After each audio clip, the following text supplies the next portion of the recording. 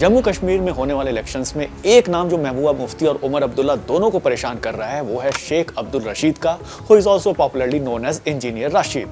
राशिद जो 2019 से तिहाड़ जेल में बंद है in a terror funding case, उसे कल दिल्ली की एक कोर्ट ने इंटरिम बिल दे दिया है for campaigning in the assembly elections. Rashid recent Lok Sabha elections में बारामूला से उमर अब्दुल्ला को हराकर एमपी बने थे और इस इलेक्शंस में उनकी अवामी इत्तेहाद पार्टी ने अब तक 34 कैंडिडेट्स फील्ड किए हैं और उनके बेल मिलने से उनकी पार्टी को एक बिग बूस्ट मिलने की उम्मीद है। बट इस बेल की टाइमिंग को लेकर उमर अब्दुल्ला और पीडीपी दोनों ने सवाल उठाया है। मुझे तो अफसोस बारामूला पार्लिमानी हलके के लोगों के लिए है, क्योंकि ये बेल उन्हें उनकी खिदमत के लिए नहीं मिला है, ये बेल उन्हें पार्लियामेंट अटेंड करने के लिए नहीं मिला है, ये बेल एक मेंबर पार्लियामेंट की हैसियत से काम करने के लिए नहीं मिला है, ये बेल मिला है सिर्फ और सिर्फ यहाँ वोट हासिल करने के लिए। जब पीडीपी को तोड़ के इन्होंने कई प्रॉक्सीज पार्टीज बनाई, जब वो फेल हो गई पार्लियामेंट इलेक्शन में, तो अब इंजीनियर रशीद की पार्टी को आगे किया जा रहा है। तो मैं वार्न करना चाहती हूँ, खबरदार करना चाहती हूँ बिलखुसूस कश्मीर के लोगों को। जहां एक तरफ ये दोनों पार्टी राशिद को बेल मिलने से नाराज है, तो वही Ghulam Nabi Azad, who is considered close to BJP, has welcome the decision to grant interim bail to Rashid. तो क्या वाकई राशिद और बीजेपी में कुछ डील हुआ है जैसा कि अब्दुल्ला और महबूबा मुफ्ती सजेस्ट कर रहे हैं? राशिद का लोकसभा इलेक्शन में अब्दुल्ला को हराना ये तो प्रूव करता है कि राशिद कश्मीर में एक बड़ा नाम है। कई मीडिया रिपोर्ट्स ये सजेस्ट कर रही है कि राशिद की पार्टी के कश्मीर में इलेक्शन लड़ने से एक फ्रैक्चर्ड वर्डिक्ट के चांसेस है, जो कि बीजेपी के लिए फेवरेबल है, क्योंकि अगर ऐसा होता है तो it may again result in president rules extension. BJP का वैसे भी स्ट्रॉन्ग होल्ड जम्मू में है, ना कि कश्मीर में।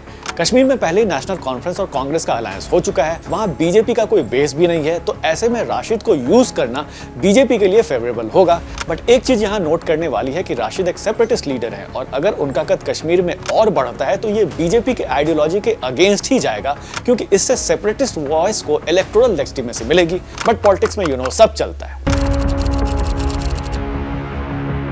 57 ईयर ओल्ड राशिद ने पॉलिटिक्स में फॉर्मल एंट्री 2008 में मारा था, जब वो कुपवारा के लंगेट सीट से जीतकर असेंबली में आए थे। 2014 इलेक्शन में भी वो ये सीट जीते थे।